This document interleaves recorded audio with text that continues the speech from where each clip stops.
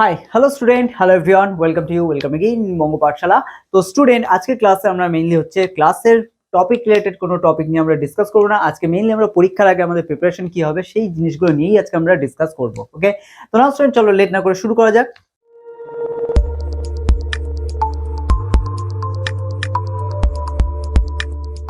তো স্টুডেন্ট, আজকে আমাদের ডিসকাশনের টপিক হচ্ছে আমাদের খাতা কিভাবে প্রেজেন্ট করব। ওকে, তো আমাদের পরীক্ষার যে খাতা আছে সেটা আমরা কিভাবে প্রেজেন্ট করব। তো নর্মালি আমি দেখেছি যে বেঙ্গলি মিডিয়ামের যে স্টুডেন্ট আছে তারা প্রত্যেকেই হচ্ছে খাতাটাকে সেভাবে কেয়ার করে না, জাস্ট সাইডে একটা নর্মাল দাগ টানতে, সেরকম নর্মাল দাগ টেনে হচ্ছে লেখা শুরু করে দেয় এবং উত্তর লেখার সময় অনেক ধরনের ভুল ভাল হচ্ছে অ্যাটেন্ড করো। মানে লেখার প্যাটার্ন গুলো ঠিক থাকে না, অ্যান্সারটা তো ঠিক থাকে কিন্তু প্যাটার্নটা যেন একটু অন্যরকম হয়। চাইলে আমরা এর থেকেও উন্নত ভাবে হচ্ছে অ্যান্সার গুলোকে লিখতে পারি। ঠিক আছে, তো আজকে ক্লাসে মেইনলি আমরা সেই জিনিসগুলোকেই দেখবো যে কিভাবে আমাদের খাতা তৈরি করব। ঠিক আছে, তো নাও বেসিক্যালি ফার্স্ট আমরা হচ্ছে দেখবো নর্মাল আমাদের সবসময় যে ফার্স্ট পেজটা হয় আমাদের যেখানে হচ্ছে লিখতে হবে। নর্মাল তোমাদের স্কুলের খাতা হচ্ছে নর্মাল হবে, সেক্ষেত্রে তোমাদের হচ্ছে জাস্ট নর্মাল সাদা পেজই দেওয়া হবে।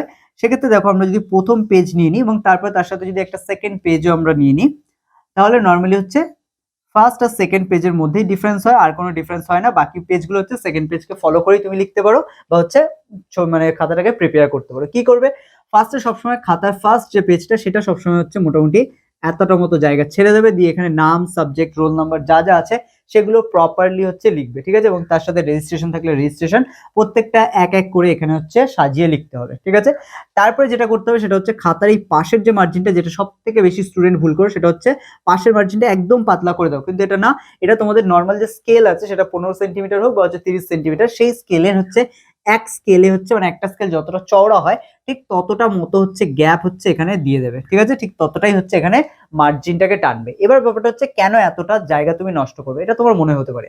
ভালো করে লক্ষ্য করো, যখন পরীক্ষায় তোমরা অ্যান্সার করবে তখন তোমাদের এ বি এরকম হচ্ছে থাকে। ঠিক আছে, যে এর হচ্ছে 1 2 3 4 থেকে হচ্ছে 10টা 15টা থাকবে, বি এর হচ্ছে 1 2 3 4 থেকে হচ্ছে 10টা 15টা 20টা 21টা যা হোক থাকতে পারে।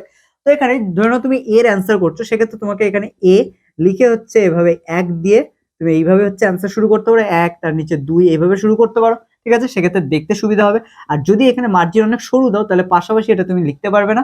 প্লাস হচ্ছে এইভাবে হচ্ছে দুটো জিনিস বা হচ্ছে দুটো না দিয়ে হচ্ছে অনেক জায়গায় তিনটেও লিখতে হয় পাশাপাশি, সেক্ষেত্রে সেই কোয়েশ্চেনের যে দাগ নম্বর সেই দাগ নম্বরগুলো প্রপারলি দিতে পারবে না। এটা হচ্ছে 1 নম্বর পয়েন্ট। সেকেন্ড হচ্ছে আমাদের কোনো কোয়েশ্চেন যদি ঠিক হয়, ঠিক আছে, কোনো কোয়েশ্চেন ধরে নাও টিচার টিক দিল।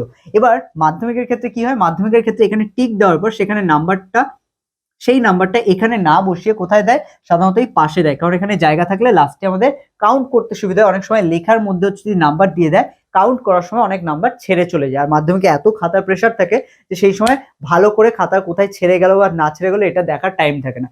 ওই জন্য বারবার তোমাদেরকে বলি, খাতাটা যদি হচ্ছে ক্লিয়ারলি তৈরি করো, খাতা যদি পরিষ্কার তৈরি করো, তাহলে এক্সামিনার যে খাতা দেখতে হচ্ছে তার মজা লাগবে এবং তার সাথে সে নাম্বার দেওয়ার পরে যখন সে গুণে নেবে তখন সে ইজিলি গুনতে পারবে এবং তার ফলে তোমার খাতাটাকে হচ্ছে সুন্দরভাবে তুমি যত নম্বর পেয়েছো তত নাম্বারই সে তোমাকে বসিয়ে দিতে পারবে। ঠিক আছে, যদি খাতা হচ্ছে ঠিকঠাক পরিষ্কারভাবে তৈরি না করো তাহলে কিন্তু তার নাম্বার দিতে অসুবিধা হবে এবং সেক্ষেত্রে কিন্তু তোমার নাম্বার ইজিলি কমে যাবে। ঠিক আছে, তো সেক্ষেত্রে তোমরা জানো যে নর্মালি হচ্ছে টেস্টের খাতা হচ্ছে তো দেখায় না বা হচ্ছে অনেক স্কুলে দেখালেও সেক্ষেত্রে হচ্ছে প্রবলেম থাকলে ইজিলি সলভ করা যায়, কিন্তু যদি এটা মাধ্যমিকের ফাইনাল এক্সামে যায় তাহলে সেই সময় কিন্তু খাতা দেখতে গেলে অনেকটা টাইম নষ্ট হয়। তো সেক্ষেত্রে হচ্ছে নাম্বার কমে গেলেও অনেকের ক্ষেত্রে হচ্ছে আরটিআই বা অন্যান্য যেসব প্রসেস আছে সেগুলো ফলো করা সম্ভব না।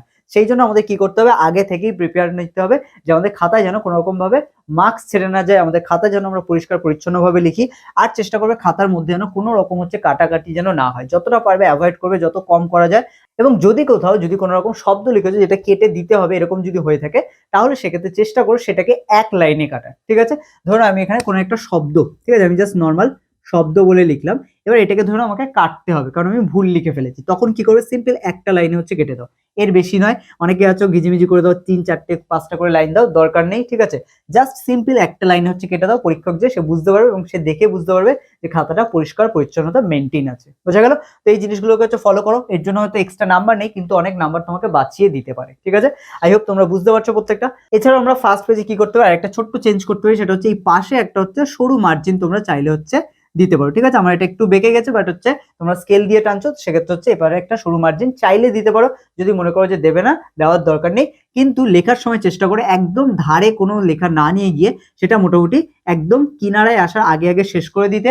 যদি কোনো ওয়ার্ড দেখছো হচ্ছে পুরোটা লিখতে গিয়ে পুরো একদম হচ্ছে লেখার পরেও বেশ হচ্ছে কিছুটা রয়ে যাচ্ছে, ঠিক আছে, যেটা তোমাকে নিচে লিখতে হবে, সেক্ষেত্রে চেষ্টা করো মাঝখানে একটা হাইফেন দিয়ে তারপরে সেটাকে নিচে লিখতে, ঠিক আছে। কিন্তু চেষ্টা করো মার্জিনের একদম ধারে যেন না চলে যায়, ঠিক আছে। এই জিনিসগুলো আমাদের মাথায় রাখতে হবে লেখার সময়।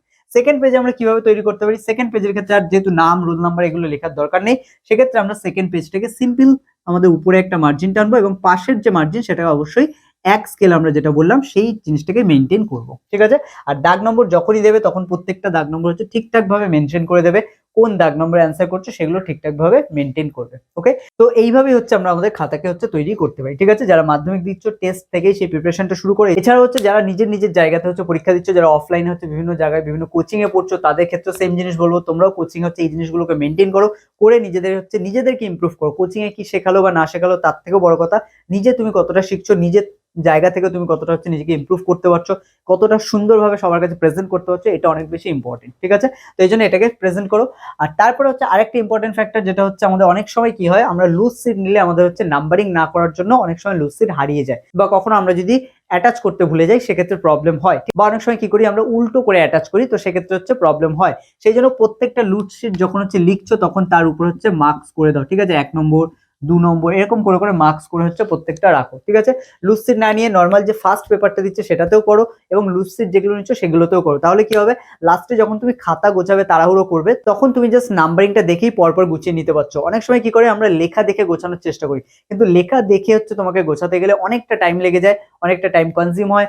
আগে পিছে যদি বাই চান্স একটা গুলিয়ে যায় তাহলে কিন্তু হচ্ছে একদম লাস্ট মোমেন্টে গিয়ে তুমি এদিক ওদিক করে দেওয়ার জন্য তোমার নাম্বারও হচ্ছে অনেক ধরনের চেঞ্জ হতে পারে, ঠিক আছে।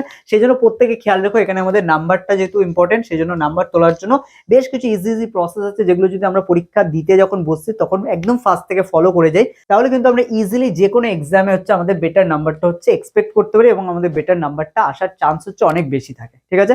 তো এটা হচ্ছে চেষ্টা করো এইভাবে হচ্ছে নিজেদেরকে রিপ্রেজেন্ট করা, এইভাবে নিজের খাতাগুলোকে রিপ্রেজেন্ট করার, প্রত্যেকটা জিনিস ছোটখাটো ভুল যেগুলো আমরা বললাম সেই ভুলগুলোকে হচ্ছে কারেক্ট করার চেষ্টা করো, ওকে। তো স্টুডেন্ট নাও আজকে ক্লাস আমরা এখানে শেষ করব। তো আজকে ক্লাসে বেসিক্যালি আমি যেগুলো বললাম আশা করি তোমরা বুঝতে পেরেছো যে কোন জিনিসগুলোকে আমি ফোকাস করেছি, কোন জিনিসগুলো হচ্ছে বারবার বলার চেষ্টা করেছি তোমাদের, সেই জিনিসগুলোকে শুধু একটু মেনটেন করো, করে হচ্ছে খাতাকে হচ্ছে বেটার ভাবে তৈরি করো, দেখবে টেস্টে বা মাধ্যমিকের ফাইনাল এক্সামে হচ্ছে অনেক বেটার হচ্ছে নাম্বার আসবে, ঠিক আছে, তুমি যেভাবে লিখবে।